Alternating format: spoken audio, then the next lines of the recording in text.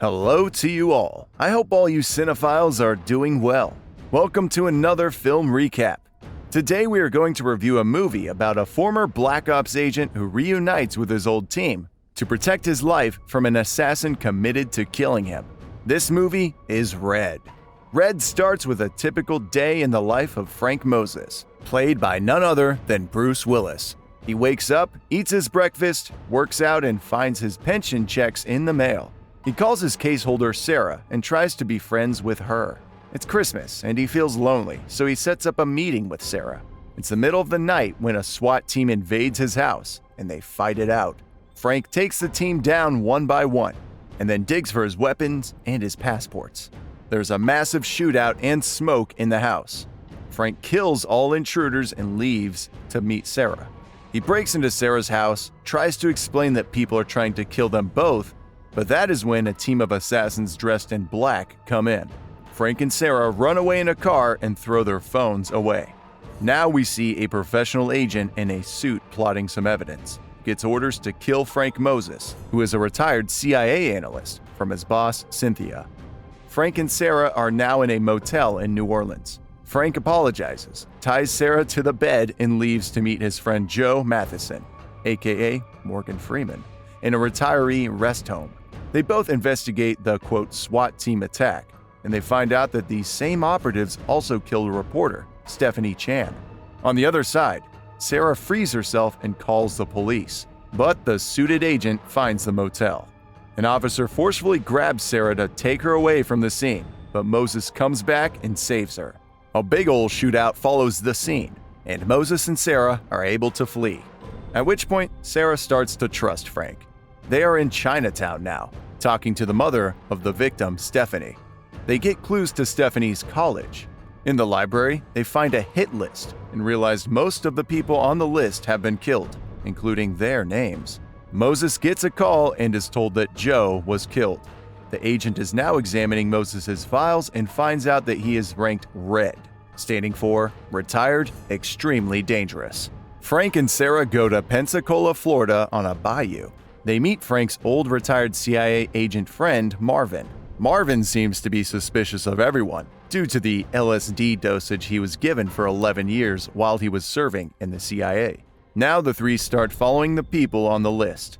Next on the list is Gabriel Singer, who now works as a cargo pilot. They go to Singer and tell him that he's on the list. While they're talking in a tower, Singer gets sniped via helicopter by the agent's orders, following which is a brutal shootout at the airport cargo, and the three are able to flee by a van. They drive to the Russian Federation headquarters. Frank enters alone to meet another old kill partner, Ivan Simonov. Ivan agrees to help on a promise and getting a favor in return. Frank and Sarah break into CIA headquarters using fake IDs and meet the record keeper, who seems to be an old friend of Frank's. He asks for the Guatemala files to investigate. Frank changes his plans when he's told that Cooper, the suited agent, came to check his records and heads to Agent Cooper's office. Cooper and Frank have a massive fistfight, and Frank and Sarah trick their way out. On getting out of the building, they see Joe standing in their runaway ambulance, not dead. The squad takes off from the scene. They all go to Eagle's Nest and meet Victoria, played by Helen Mirren, an old fellow teammate.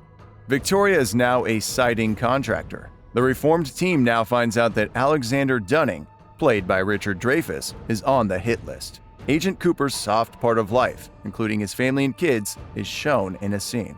Cooper gets a tip on the target of Frank's team. Frank and the team head to Dunning's secluded mansion. Joe gets in the mansion acting to be the defense minister of the African dictatorship, and Frank and Marvin act as his guards. They all go to a safe room for an arms deal. The three put down Dunning's guards and get Guatemala information from Dunning by threat of torture. They find out that the person extracted from the Guatemala mission is Vice President Robert Stanton, played by Julian McMahon.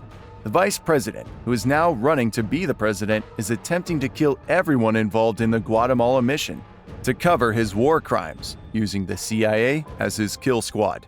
He was the one who got the reporter killed. Meanwhile, following Cynthia's trap, Cooper follows up to the Dunning's mansion with an army of soldiers and sets up a surveillance perimeter. Still, when the surveillance signals start dropping, the team is given orders to move in, demanding Frank to surrender. Victoria plans their way out. But to act on this plan, Joe offers to sacrifice himself, as he always wanted to die in action. Frank agrees to surrender and walks out the front door, but is taken down by a sniper. As the agents approach, they find Joe instead of Frank. Meanwhile, Frank and Marvin run off after jumping from the rear window, while Victoria gives them cover. Victoria and Sarah, outside the mansion in the woods, are now covered by the agents. They run, but Sarah gets captured.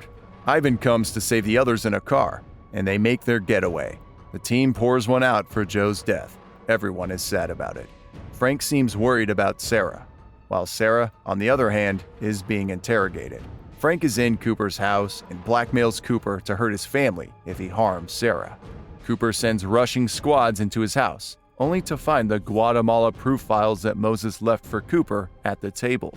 Marvin and Moses are able to load up from an excellent secret gun storage and move forward with their plan to rescue Sarah. The team now breaks their way into a hotel where the vice president is holding a fundraiser.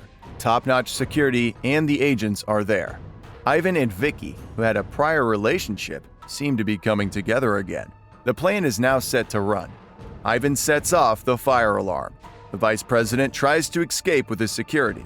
The shootout begins in the parking lot, only to then move to the kitchen, where Victoria and Marvin are trapped. Victoria gets shot. Marvin pops some smoke, and Victoria demands Marvin to continue with the mission. Ivan then comes in to save Victoria. The vice president, on the other hand, gets tricked into entering Moses' fake security limo. The team successfully kidnaps Vice President Stanton. Moses sets a meeting at Evanston Power Station to exchange Stanton for Sarah. A limo and a truck arrive at the spot. Cynthia and agents exit with Sarah, and Alexander Dunning, as well as Cooper, arrive. Dunning orders Cooper to tie up Frank's hands and asks to kill him in return. He would have been made head of the CIA. Cooper helps Moses by saying, "Fuck you, Cynthia," and kills Cynthia, and Moses kills the boss, Alexander. Alexander, Ivan, Marvin, and Victoria help take down the guards, freeing Sarah. Cooper calls Frank Grandpa as a pun. They shake hands and leave the scene. Now all driving together, Ivan reminds Frank of the favor he owed him, a minor nuclear thing in Moldova. Sarah and Frank are now together, and Sarah asks Frank if they can go. In the post-credits scene, we see Frank running and wheeling Marvin in a wheelbarrow while being chased by the Moldovan army, which kind of teases the sequel, I guess. Well, this is all for today. I hope you liked the video, and be sure to like and subscribe, as we will keep the content coming.